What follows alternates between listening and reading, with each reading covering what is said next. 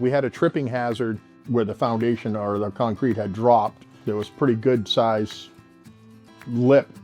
I found LRE online. I was actually scrolling through Facebook and that was one of the ads that came up. And then I looked at the Google reviews and I looked at the reviews from everybody on it. And that's the first one that kind of impressed me with the work they do and the pictures that I saw online. So that's why I called them. I mean, it was amazing from the beginning. They came in, gave me a assessment, explained everything that happens and what needs to be done, gave me a great quote and some options.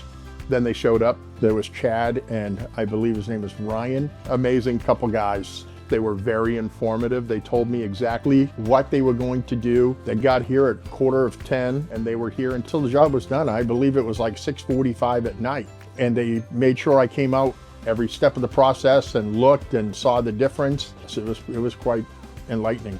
I definitely would recommend LRE. It was just seamless from beginning to end and just really nice group of people to deal with.